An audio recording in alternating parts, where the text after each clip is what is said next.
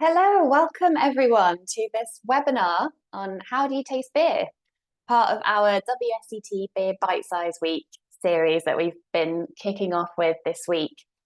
So I'm Sara Hobday, Head of Research and Curriculum for Beer here at WSET, and I've been working in drinks education for almost 9 years in various roles in research and product development.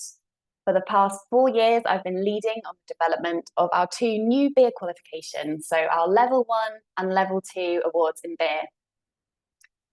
A few notes to share about WSET for those who are less familiar about the work that we do.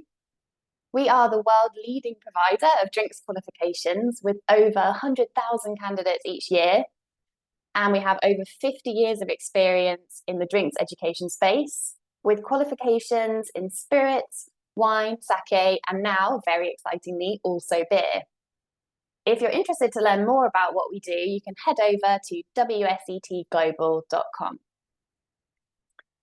So, just a few housekeeping points before we get going. This session will be recorded and will be available on demand after the event on WSET's Events Hub YouTube channel, where you can enjoy all of our on-demand webinars. Please use the Q&A box to submit any questions you have, and I will aim to get to as many of these as possible at the end of the presentation today. Also like to invite you to use the chat box, so we'd love to know where you're joining from today. Great, okay, let's get going.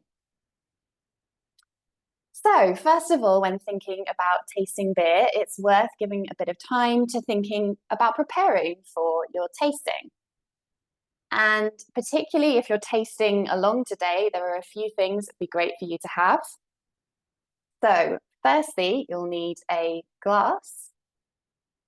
Okay, so in terms of glassware, if you're tasting with me today, just use anything, you can use anything that you've got to hand.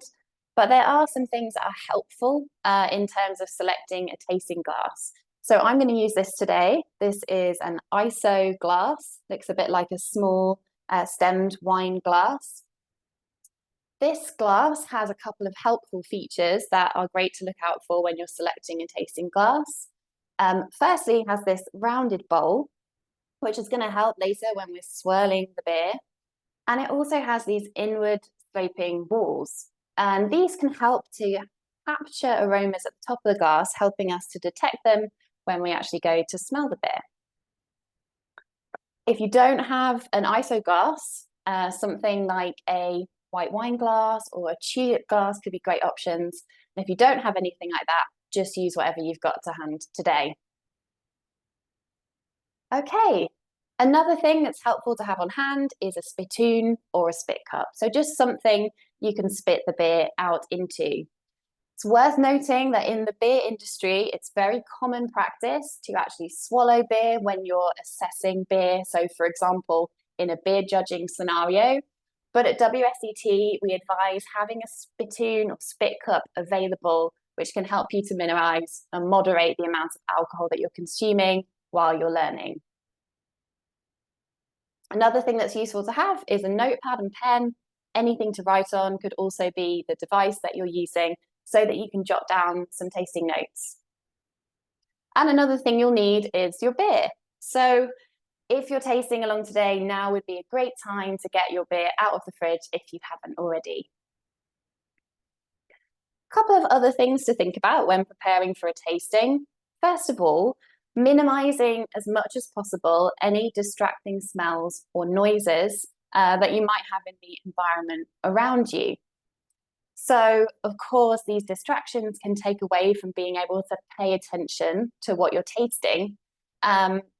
Having distracting odors in the room might confuse you when you're detecting aromas, but even having sort of loud or distracting noises can make it more challenging to pay attention to the beverage.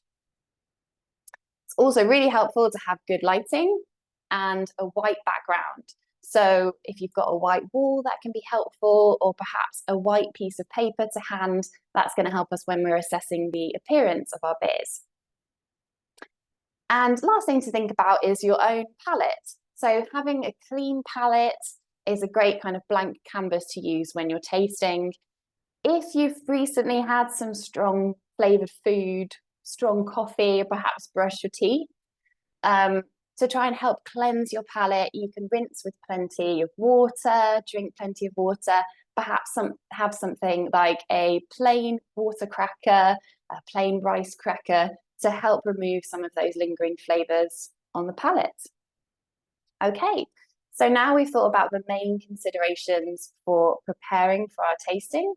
And next, I want to talk through just a few tasting terms with you. And I'm just going to have a quick look on the chat to check whether anything has come up before I go on to the next slide. Oh, it's really cool. Got people joining from all over the place. Excellent. Okay, so one of the fun things, I think, anyway, about tasting is not only getting to know the beer in front of you, but also getting to know a bit more about your own palate. And there are a few elements we can think about when talking about terminology to do with tasting. So I just want to introduce some of these terms, many of which you may well be familiar with already. So first of all, thinking about aroma. Aroma is a sensation detected by our sense of smell. And it involves aroma compounds entering through our nose when we smell the beer. And these aroma compounds are detected by a sense organ that's deep inside our nasal cavity.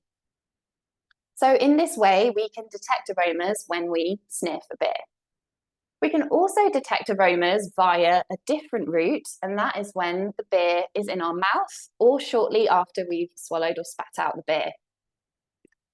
In this case, aroma compounds actually pass out through the back of the mouth and up into the nasal cavity, and they're drawn through as we breathe out. So in this case, we're also detecting aroma compounds with the same sense organ that's in our nasal cavity, but in this case, the aroma compounds are actually entering through the back of our mouth and hitting that sense organ.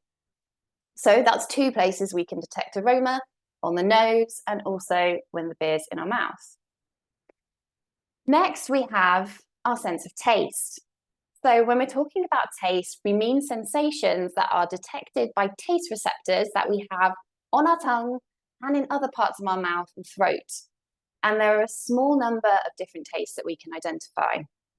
So these include sweetness, bitterness, saltiness, sourness or acidity, and also umami.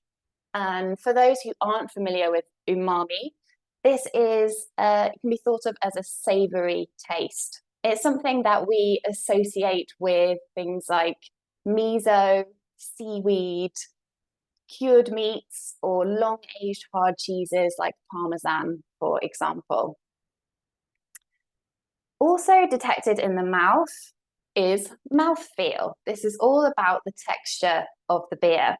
These are sensations detected by our sense of touch, as well as some other sensations we can get, such as a warming sensation, and sometimes a drying or astringent kind of sensation, which almost feels like it's drying out the saliva in our mouth. And finally, I want to talk about the term flavor. So a great way of thinking about flavor is as an overall picture that's painted by our brain. It is our brain instantaneously combining signals, including those aromas, taste and mouthfeel sensations when the beer is in our mouth. So it's kind of instantly painting this overall impression. And from an analytical tasting point of view, we want to acknowledge that overall sense of flavor. But then we'll also try to break this down a bit more into different component parts as best we can. So now we've looked at how to prepare for a tasting, we've looked at some of the key terminology around tasting, and we're going to actually move on and taste some beer now. So first I want to introduce you to the Level 1 Systematic Approach to Tasting Beer, or SAT for short. At WSET, we have an SAT for each of our qualifications and levels. So this is our Level 1 Beer SAT. We have a few reasons for using this, largely because it helps us to evaluate beers in a consistent way, taking us through the appearance, so how the beer looks, the nose, how it smells, and the palate, so that's all about that flavor of the beer. Okay, so if you're tasting along with me today, now we're going to actually pour ourselves some beer. So I'm going to get on and pour mine out as well. So while you're pouring, it's worth noting that you're going to start with your glass typically at a 45-degree angle. But because you'll be doing a smallish tasting size typically, you're probably going to bring it upright quite quickly to help to create a foam. And I'd recommend that you leave yourself quite a bit of room at the top of your glass in the case of tasting, because that means when we swirl the beer in a moment, you're less likely to spill the beer around.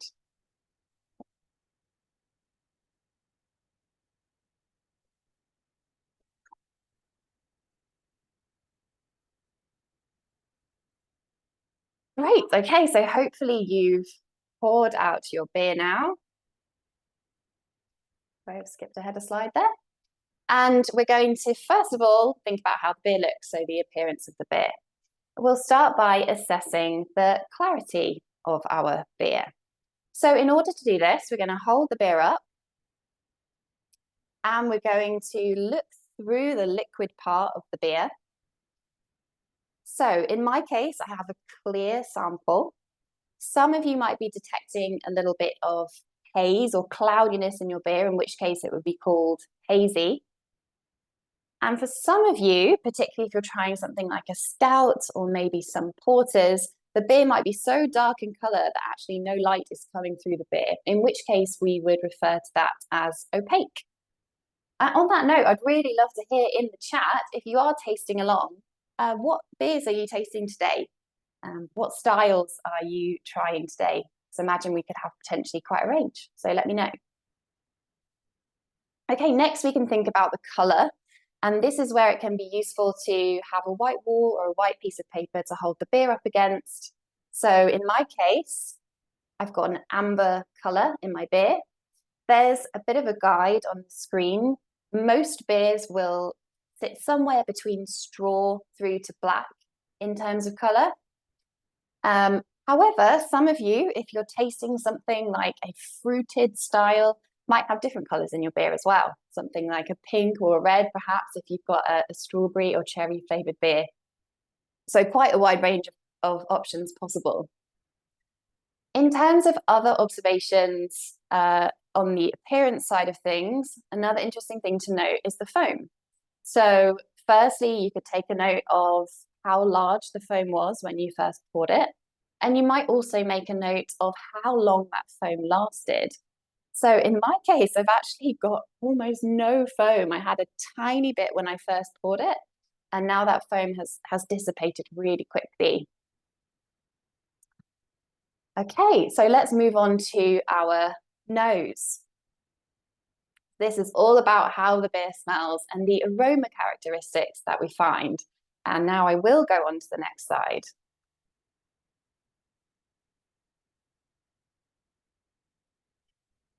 So when it comes to aromas in beer, during our classes, we provide a bit of a starting point to think about how to name those aromas with a lexicon. And we're going to show you a bit of a visual representation of this, all based around the main ingredients in beer. Now, if you're interested to know a bit more about the main ingredients of beer, you can catch up with Natalia Watson's video from earlier this week on our YouTube channel. And if you want to know more about beer production, you can tune into the webinar by Jane Lewis, which you can find in the same place. So first of all, thinking about aromas from malt and grain. Malt and grain can give a wide range of aromas, things like bread, water cracker, or pale honey, through to biscuit-like characteristics, graham cracker, digestive biscuit, and things like bread crust or toasted bread, toasted nuts, caramel, dried fruit, and even in some cases, coffee and chocolate. So perhaps if you were trying something like a porter today, you might be getting some of those more roasted coffee or chocolate-like characteristics. In my case, I'm certainly getting a lot of malt character. I'm definitely getting dried fruit in this barley wine style. Also a real biscuit-like, digestive biscuit kind of character, and plenty of caramel. Now let's move on to the hop aromas you can find. So again, quite a variety of different aromas you can get from our hops, reminiscent of things like flowers, also herbs and pine, things like black currants, a wide range of fruits, including citrus fruit, stone fruit, and plenty of tropical fruits possible as well from our hops. So have a think about your beer and whether any of those aromas are coming through for you. On this particular example, I get a little bit of a subtle black tea note. This is a malt-driven style, so I'm getting most of the character from the malts and grains used, and just a touch from the hops. But if you're trying something more hop-driven, like perhaps an IPA, West Coast IPA, or a hazy IPA, then you might be getting much more of the characteristics coming through from the hops here. Next, we'll look about yeast. So yeast can also bring aromas, a range of fruity aromas, in some cases spicy aromas like nutmeg, clove, or peppercorn. And particular strains of yeast can also have these quite unusual notes, such as earth, hay, leather, even horse blankets, sometimes the term we use, like a farmyard-like characteristic. If any of you are trying something like a Gers style today, or any spontaneously fermented beer styles, you might be noticing this particular type of aroma in your beer. In my case, I've definitely got a bit of a pear-like character that I think could be coming from the yeast. And lastly, there are plenty of other ways that we can flavour beer as well.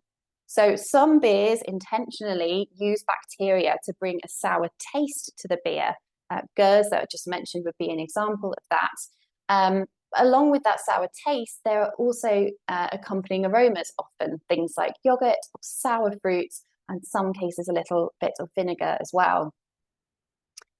And then there's just so many other options for flavouring beer. Could be fruits, that would be a classic option, things like raspberries, cherries. Beers can be flavoured with things like coffee. Coriander seed is a flavouring that we see in certain styles, giving a citrusy floral-like notes.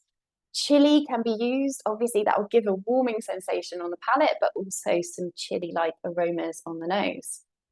So have a think about what you're getting in your beer sample. Make some notes of the different aroma characteristics you've detected on the nose. Another thing that can be interesting to think about on the nose is the overall intensity of the beer. So think about when you're first sniffing the beer, bringing it towards your nose. What kind of things do you smell? And how easy is it to pick up the things that you're smelling? In my case, this definitely has pronounced intensity. I can smell it from quite far away. It's really jumping out of the glass. But if your beer's a little bit more subtle, that might indicate a light intensity. In terms of the technique for actually nosing the beer, first of all, we're going to give the beer a swirl. After we've completed that step before swirling, we'll give the beer a swirl and then insert our nose, take a long sniff, and then swirl again. You can try taking a few shorter sniffs, see if that makes any difference for you. Take some time to do that. Note down any aromas as we looked at on the last slide, and obviously note the amount of intensity that you're getting as well. Great, and I'd love to hear from you in the chat. What kind of aromas are you detecting? Thanks, yeah, I can see in the chat you've asked, do you swirl beer prior to tasting? And I meant to cover that earlier, but yes, absolutely. You do swirl a beer before you taste it, before you smell it, sorry, to help release those aromas and capture them in the top of the glass. Also, another technique that can be great, if you're finding your beer is a little bit more on the subtle side, you can actually cover over the top of the beer with your hand, swirl with your hand over the glass, bring it back towards your nose, release your hand, and that can really help to capture those aromas at the top of the glass and help you to detect a bit more. So you can try that out as well, sometimes referred to as the covered sniff. Great. So now we've assessed the nose of the beer, let's move on to the palate. Okay. And To do this, we're going to take some of the beer into our mouth, make sure you get enough to actually coat your palate, and move the beer around your mouth as well. And then we're going to spit out the beer. And I want you to think about the overall impression, first of all, just anything that jumps out of you when you taste the beer. Further to our point earlier, if you want to give it a go, trying spitting some of the beer, swallowing some of the beer, and see what the difference is for you personally, please feel free to go ahead and do that. Okay, let's give the beer a taste then.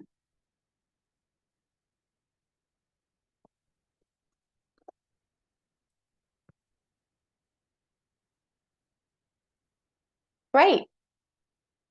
So, again, make any notes you have. If there's something that's instantly sticking out for you in your beer, jot that down. And now we're going to try and think about just breaking down that picture a little bit more. So again, starting back with the aroma characteristics, an interesting place to start can be thinking about what you found on the nose, whether you're finding the same or similar on the palate, or whether anything new is coming through. So for me personally, I'm definitely getting that dried fruit-like characteristic, getting actually a lot more bready-like character coming through on the palate than I did before. And it's still that little hint of black tea-like character coming through as well. Once you've jotted down the aromas that you're getting on the palate, we can think about some other observations. So again, have a taste.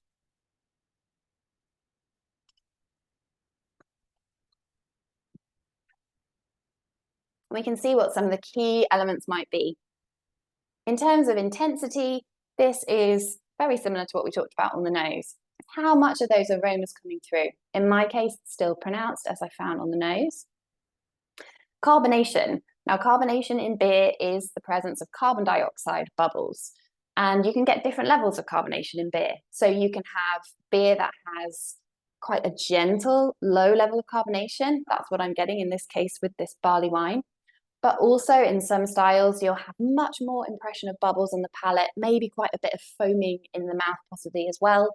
If anyone's trying styles like a Weiss beer, potentially that Gueuze or that we talked about, or something like a Belgian triple or a double, those are all likely to have that high level of carbonation.